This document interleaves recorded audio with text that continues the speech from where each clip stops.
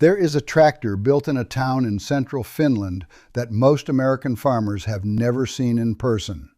It comes off a line in Suolahti at a plant that was the first tractor factory in the world to earn ISO 9000 quality certification. You can order it in any color you want, painted to spec at the factory.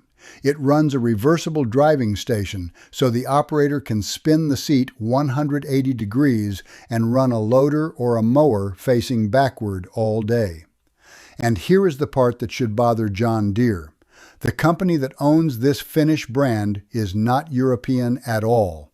It is American, headquartered in Duluth, Georgia, and it has decided you are not allowed to buy this tractor easily. That is the real story, and it is stranger than a takeover.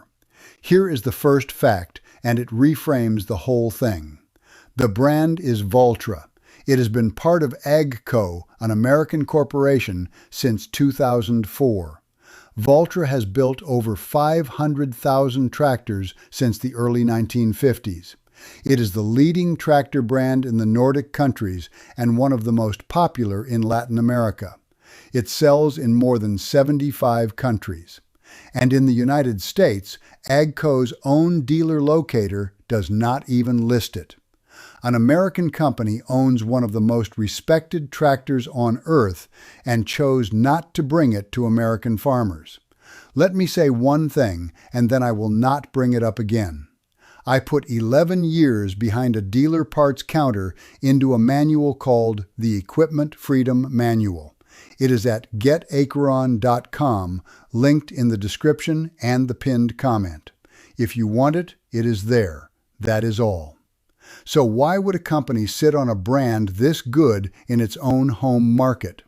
To understand that, you have to understand what Valtra actually is, because it is not a budget tractor and it is not a copy of anybody. The brand comes out of two old Northern European engineering lines, Finland's Valmet and Sweden's Volvo BM, with roots going back to the 1830s. These were machines built for a part of the world where a tractor has to start at 30 below and run through a frozen field without an argument. Reliability was never a marketing word up there. It was survival. The engines are built in Finland at Linnavuori, and Valtra has run its own engine plant for decades rather than buying somebody else's. The current flagship, the 6th generation S Series, was launched at the big Agritechnica show in 2023 and is designed and built in Suolahti. Valtra calls it the Boss. It is aimed at operators who care about torque response, fuel efficiency, and low total cost of ownership over the life of the machine. The scale behind the brand is not small either.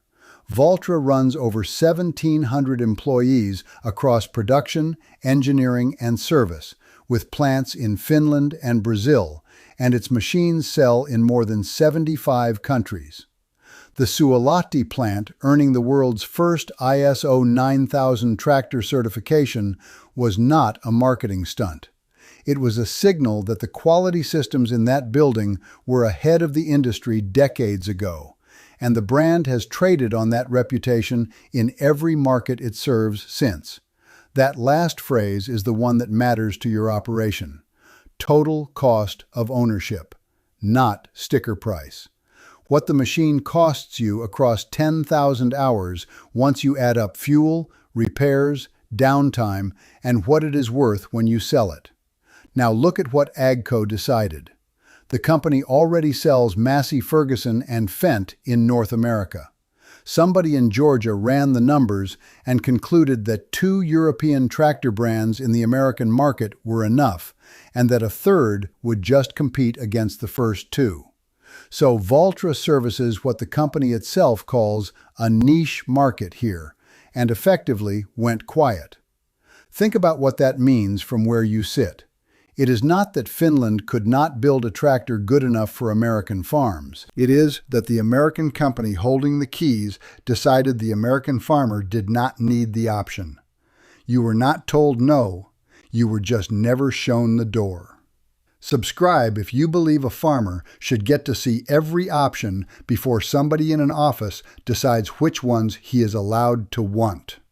Here is where this connects to John Deere, and it is not the connection the title implies. John Deere did not lose sales to Valtra in America because Valtra is barely here to take them. What Valtra exposes is the thing underneath the whole tractor market, which is how much of what you are offered has nothing to do with what is best and everything to do with what somebody decided to distribute. Deere built a machine and then built a wall around it. Software locks, dealer-only diagnostics, features you rent instead of own. AGCO owns a Finnish tractor famous for the opposite. A machine built to run simply and reliably for decades and keeps it off the American lot. In both cases, the farmer ends up with fewer real choices than the global market actually contains, and in both cases, nobody asked him. The operators who do know about Valtra are the ones who traveled, or who farmed in Europe, or who read the trade press from other countries. They talk about the reversible seat, the customization, the fuel numbers. They talk about it the way people talk about a great tool they can no longer get. That is a strange thing to hear about a tractor built by an American-owned company in the year 2026. You have seen this pattern in other American industries. A company acquires something excellent, decides it does not fit the domestic strategy, and quietly shelves it while the rest of the world keeps buying it. The product does not get worse. Your access to it does. Now the honest part, and there is a lot of it here because the title claims more than the facts support. First and most important, Finnish tractors are not destroying John Deere in America. They cannot be because you can barely buy one here. If you came for a story about Valtra taking American market share from Deere, that story does not exist, and I am not going to invent it for a thumbnail. What is true is that an American company owns a world-class Finnish tractor and chose not to sell it to you. That is the real headline, and it is a quieter one. Second, AGCO's decision is not irrational. Running 3 overlapping tractor brands through the same dealer network is genuinely hard, and spreading parts, training, and marketing across all 3 can leave every one of them weaker. Focusing on Massey Ferguson and Fendt in North America is a defensible business call, even if it costs the American farmer a choice. Third, Valtra is not a magic machine. It is a very good tractor with a loyal base, but it is not automatically the right fit for a large row crop operation in Iowa, and the near total lack of a U.S. dealer and parts network would be a serious problem for anyone who tried to run one here. A tractor you cannot get serviced is not a bargain no matter how well it is built. What I will stand behind is the shape of it. The global tractor market contains more and better options than the American farmer is ever shown, and the companies deciding what crosses the ocean are not always the ones you would guess.